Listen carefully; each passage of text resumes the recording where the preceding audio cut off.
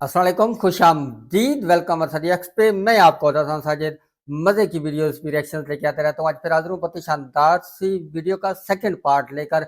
नाज़रीन, कल मैंने वीडियो बनाई थी इंडिया और पाकिस्तान की मिलिट्री कंपैरिजंस के ऊपर, जो कि मैंने ली थी हमारे एक इंडियन भाई हैं उनके यूट्यूब चैनल से। यूट्यूब चैनल का नाम है डिफेंस स्क्वाड। बहुत ही इंफॉर्मेटिव वीडियो, बहुत ही बड़ी इंफॉर्मेशन, बहुत ही डिटेल के साथ एक एक चीज़ की जो है वो इंफॉर्मेशन और डिटेल थी उनके पास, और बहुत ही बेहतरीन किस्म के बहुत ही बेहतरीन किस्म से जो है वो नरेट कर रहे थे। बहुत ही बेहतरीन किस्म की जो है वो विजुअल्स थे, वो थे। आज उसका सेकंड पार्ट देखते हैं।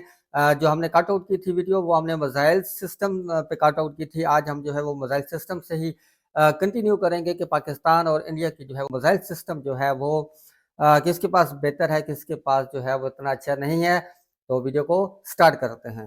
अगर बात करें मिसाइल सिस्टम्स की, तो भारत के पास अग्नि 5 जैसे न्यूक्लियर पावर्ड बैलिस्टिक मिसाइल से लेकर ब्रह्मोस जैसी एडवांस सुपरसोनिक क्रूज मिसाइल है।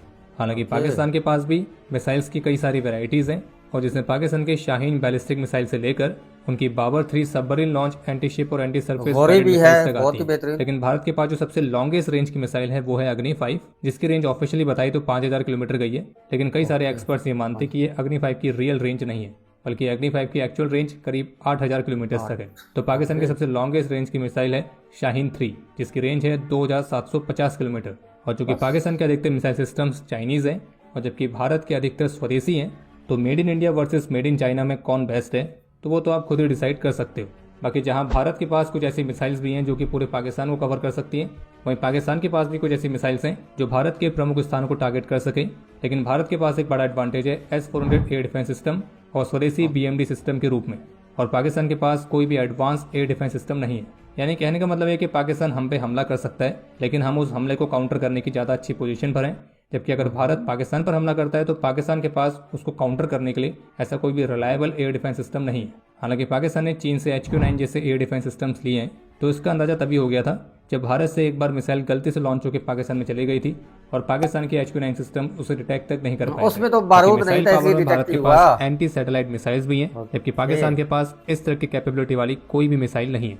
बाकी अगर बात करें न्यूक्लियर पावर की, तो दोनों ही देश एक न्यूक्लियर पावर्ड स्टेट है, और सिप्री के डेटा के मुताबिक पाकिस्तान के पास है करीब 170 न्यूक्लियर वॉरहेड्स, जबकि भारत के पास है 164 न्यूक्लियर वॉरहेड्स। लेकिन अगर बात आएगी न्यूक्लियर वॉरहेड्स को डिलीवर करने की, तो भारत हवा पानी जमीन किसी भी जगह से इन वॉरहेड्स को डिलीवर करने में सक्षम है। और कुछ आंकड़े ये भी बताते हैं कि भारत के जो न्यूक्लियर वेपन्स हैं, तो उनकी एक्यूरेसी पाकिस्तान के वेपन्स की तुलना में ज़्यादा है। बाकी Bharat no first use policy को फॉलो करता है, यानी कि भारत कभी भी किसी दूसरे देश पर पहले न्यूक्लियर अटैक वो तो हर मुल्क करता है, पाकिस्तान भी नहीं करेगा। अगर कोई दूसरा देश भारत पर न्यूक्लियर अटैक करेगा, तो भारत के पास वो कैपेबिलिटीज भी है, तो वो दोबारा से उस देश पर न्यूक्लियर स्ट्राइक कर सके।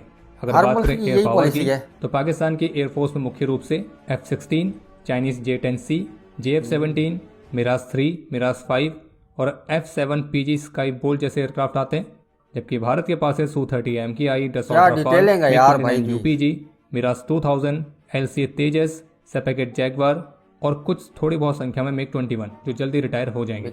और इनमें से भारत के अभी तक के सबसे एडवांस फाइटर्स है Su-30 MKI और डसॉल्ट रफाल, जबकि पाकिस्तान भी आया था J-10C। लेकिन जो J-10C है वो अभी न्यूली इंडक्टेड है, और एक क्वालिटी वाइज कैसे हैं और कितने रिलायबल हैं, तो वो अभी आने वाले समय में ही मालूम पड़ेगा। लेकिन यहाँ पे एक कैच ये है कि पाकिस्तान में जो सबसे अधिक संख्या में एयरक्राफ्ट हैं वो JF-17 है और फिर मिराज 5 है, जबकि भारत के पास सबसे अधिक संख्या में बेहद ही एडवांस Su-30 MKI और फिर सेपेकेट जैगवार और MiG-29 UPG जैसे एयरक्राफ्ट हैं, जो कि क्वालिटी में पाकिस्तानी एयरफोर्स के एयरक्राफ्ट से कई सारे मायनों में आ गए। बाकी पाकिस्तानी एयरफोर्स का सबसे बेस्ट एयरक्राफ्ट है F-16, जो कि पूरी दुनिया में फेमस है, और पुराना होने के बावजूद भी ये अभी भी वैल्यू रखता है। हालांकि USA ने पाकिस्तान के F-16 को अपग्रेड करने के लिए ऑलरेडी अप्रूवल दे दिया है, लेकिन पाकिस्तान के एयरफोर्स के पास एडवांटेज है ज़्यादा अटैक हेलीकॉप्टर्स का, जो कि भारत के पास फिलहाल अभी कम है। लेकिन पाकिस्तान के फ्लीट में जो अटैक हेलीकॉप्टर्स हैं, तो उनमें Mi-24 और AH-1 कोबरा आते हैं। हालांकि पाकिस्तान ने टर्की से भी T-129 अटैक हेलीकॉप्टर्स के लिए ऑर्डर्स प्लेस किए थे, लेकिन बहुत सारे अलग अलग कारणों के चलते अभी तक उस डील का कोई फ्यूचर नहीं दिखा है, तो इसलिए हम इसमें Mi-24 और AH-1 कोबरा को ही देखेंगे। जबकि भारत की फ्लीट में जो अटैक हेलीकॉप्टर्स हैं वो हैं world famous Apache attack helicopters, Rudra helicopters, और सबसे अधिक ऊंचाई तक ऑपरेट करने वाला दुनिया का पहला अटैक हेलीकॉप्टर LCH प्रचंड। और क्वालिटी वाइज ये पाकिस्तान के अटैक हेलीकॉप्टर्स की तुलना में कहीं ज़्यादा सुपीरियर है। बाकी अगर बात करें नेवल पावर की, तो उसमें कोई डाउट नहीं है कि भारत की जो नेवल पावर है वो पाकिस्तानी नेवी से कहीं ज़्यादा एडवांस है। और वो क्वालिटी और क्वांटिटी दोनों ही मामलों में आ गए। अगर बात करें पब्लिक ओपिनियन की, तो पाकिस्तानी मिलिट्री यहाँ पे वीडियो जो है वो स्टॉप करते हैं। मीन्स के जो कंपैरिजन हैं मिलिट्री के हवाले से वो हो चुके हैं। बहुत ही बेहतरीन अच्छी इन्फॉर्मेशन इस भाई की, बहुत ही बेहतरीन डिटेलिंग जो वीडियो के अंदर थे, जो विजुअल्स थे वो बहुत ही बेहतरीन थे। हर एक चीज़ की अलग विजुअल वो बहुत ही कमाल थे, बहुत ही आउटस्टैंडिंग थे। इसके लिए भाई को सल्यूट है। बहुत ही बेहतरीन किस्म से नरेट कर रहे थे। जो नरेशंस थी उनकी वीडियो के साथ साथ वो बहुत ही आउटस्टैंडिंग थी। एक बंदा जो वीडियो बनाता है उसे पता होगा कि इस वीडियो पे कितनी मेहनत हुई है, नो डाउट।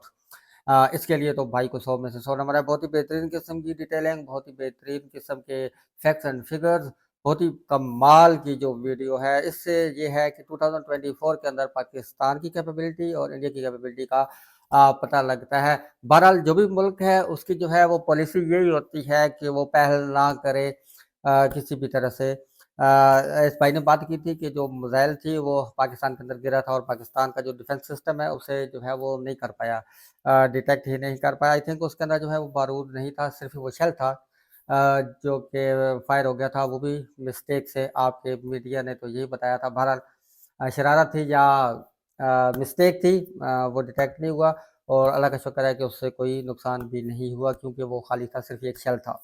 बहरहाल बहुत ही इन्फॉर्मेटिव वीडियो। इस तरह की वीडियोस भी जो है वो साथ साथ मैं चैनल पे अपडेट करूँगा।